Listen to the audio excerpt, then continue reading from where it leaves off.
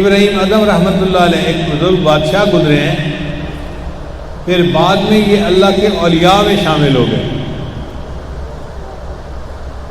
ہوا کیا کہ تھے تو بادشاہ، مگر دل میں یہ چاہت تھی کہ میں اللہ کا پسندیدہ بندہ بن جاؤں،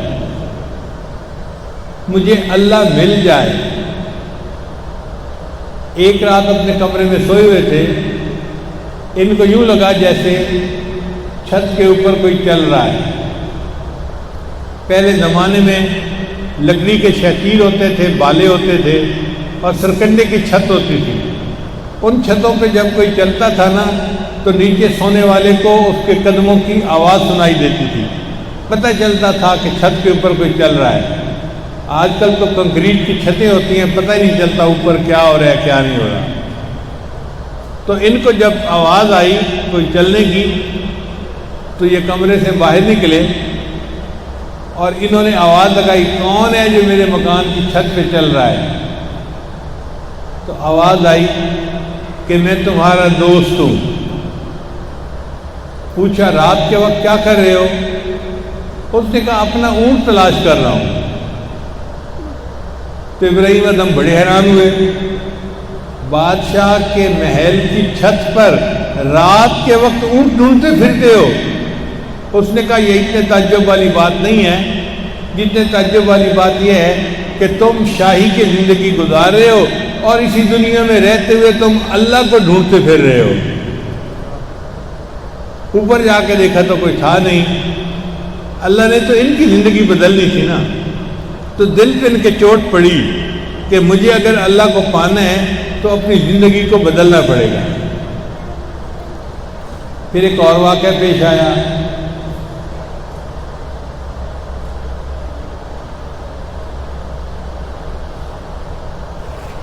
محل میں گئے، اپنے دربار میں گئے، بیٹھے ہوئے کام کر رہے تھے کہ ایک نوجوان بچہ داخل ہوا اور چلتا چلتا سیدھا ان کے تخت کے پاس آ کے کھڑا ہو گیا۔ انہوں نے اس سے کہا کہ تمہیں پتہ نہیں تم کہاں آئے ہو؟ اس نے کہا جی میں سرائے میں آیا ہوں۔ سرائے کہتے ہیں موٹل کو، جو کمرہ انسان کرائے پہ لے کے رات رہتا ہے پھر آگے چلا جاتا ہے۔ کہیں یہ میرا محل ہے، تم اسے موٹل کہہ رہے ہو؟ اس نے کہا بادشاہ سلامت، آپ سے پہلے یہاں کون تھا؟ کہ میرے دادا تھے۔ پھر ان کے بعد کون تھا؟ میرے والد تھے۔ پھر اس کے بعد کون؟ اب میں ہوں۔ جب آپ چلے جائیں گے پھر کون ہوگا؟ میری اولاد ہوگی۔ اس نے کہا سرائے اسی کو تو کہتے ہیں، موٹل اسی کو تو کہتے ہیں، ایک آتا ہے اپنی باری گزارتا ہے چلا جاتا ہے، پھر دوسرا آتا ہے، پھر تیسرا آتا ہے۔ اب تمہاری باری ہے، تم اس محل میں رہ رہے ہو، ایک وقت آئے گا کہ تم بھی چلے جاؤ گے۔ تو رات کے واقعے سے دل کے اوپر اثر تو پہلے ہی تھا، اس واقعے نے اور چوٹ لگا دی۔ تو سوچا کہ مجھے اپنی زندگی کو اللہ کے لیے بدلنا پڑے گا۔ جلدی جلدی دفتر بند کیا اور گھر آ گئے۔ اللہ کی شان دیکھیں، ان کے گھر میں خادمائیں تھیں جو گھر کے کام کرتی تھیں۔ ایک خادمہ ان کے کمرے کی صفائی کرتی تھی اور ان کا بستر بناتی تھی۔ اس زمانے میں پرفیوم نہیں ہوتے تھے، تو بادشاہ کے بستر پر دائیں طرف اور بائیں طرف پھولوں کی پتیاں رکھ دی جاتی تھیں، جیسے گلاب کے پھولوں کی پتیاں یا کسی اور پھول کی پتی۔ اس کو پھر پھولوں کی سیج کہتے تھے، تاکہ بادشاہ ادھر کروٹ لے تو خوشبو آئے اور ادھر کروٹ لے تو خوشبو آئے۔ اب وہ جو کام کرنے والی لڑکی تھی اس نے بادشاہ کے بستر کی چادریں نہیں بدلی، اوپر پھولوں کی پتیاں بچھائیں۔ اس کے ذہن میں خیال آیا کہ میں نے بیڈ بنا تو دیا ہے، یہ بیڈ لگتا کیسے ہے، ذرا دیکھو تو صحیح۔ چنانچہ وہ اس کے اوپر لیٹی چیک کرنے کے لیے، تھکی ہوئی تھی کام کر کر کے، جیسے ہی لیٹی اس کو فوراً نیند آ گئی۔ اب ابراہیم ادم جب اپنے کمرے میں آئے تو انہوں نے دیکھا کہ ان کے بستر کے اوپر ایک نوکرانی سوئی ہوئی ہے، تو بڑا غصہ آیا، اس نوکرانی کی جرت، یہ میرے بستر پہ لیٹے۔ انہوں نے اس کے بال کھینچے اور اس کو اٹھایا اور 2 تھپڑ لگائے۔ وہ لڑکی رونے لگ گئی مگر فوراً چپ ہو گئی۔ انہوں نے پوچھا بتاؤ تم روئی کیوں اور جلدی چپ کیوں ہو گئی؟ اس نے کہا جی روئی تو اس لیے کہ آپ نے تھپڑ لگایا، مجھے تکلیف ہوئی۔ پھر جلدی چپ کیوں ہو گئی؟ اس نے کہا بادشاہ سلامت، میرے ذہن میں خیال ہی آ گیا تھا کہ میں اس بستر کے اوپر 5-7 منٹ لیٹی ہوں اور اس کی مجھے اتنی سزا ملی ہے۔ آپ روزانہ اسی بستر کے اوپر سوتے ہیں، پتہ نہیں آپ کو آخرت میں کتنی سزا ملے گی۔ اب لڑکی تو بات کر کے چلی گئی، لیکن بادشاہ سلامت کی نیند اڑ گئی۔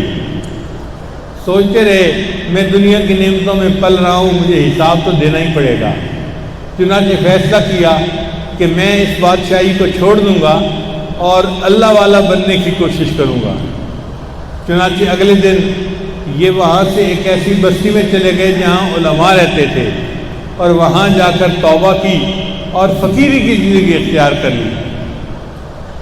پھر اللہ تعالیٰ نے ان کو اولیاء کی دنیا کا بادشاہ بنا دیا۔ اب وہ زمانہ وفاداری کا زمانہ تھا۔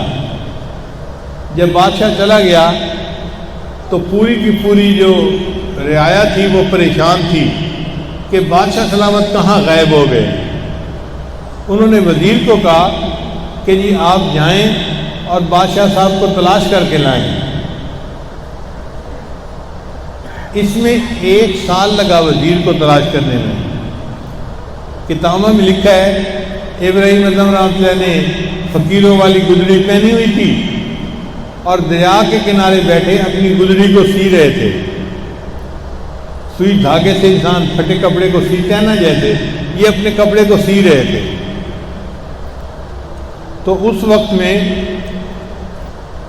وزیر ان کے پاس آیا اور اس نے آ کے کہا کہ بادشاہ سلامت آپ تو ملک چھوڑ کے آ گئے، لوگ ابھی بھی آپ کو یاد کرتے ہیں، اور انہوں نے مجھے کہا ہے کہ جاؤ بادشاہ کو ڈھونڈ کے لاؤ، آپ پلیز میرے ساتھ چلیں اور بلخ کی بادشاہی سنبھالیں۔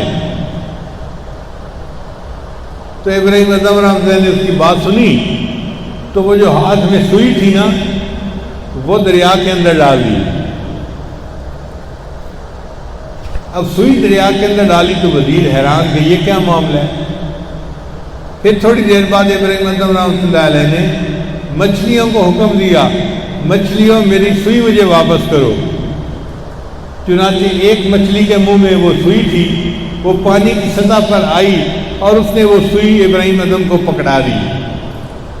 تو ابراہیم ادم نے اپنے وزیر سے کہا مجھے یہ بتاؤ وہ بادشاہی دنیا کی اچھی تھی یا یہ بادشاہی دنیا اچھی؟ تو اللہ تعالیٰ اس فقیری میں بھی بندے کو روحانی دنیا کی بادشاہی عطا فرما دیتے ہیں، لیکن جو اس کے لیے محنت کرتا ہے وہ اسے پا لیتا ہے۔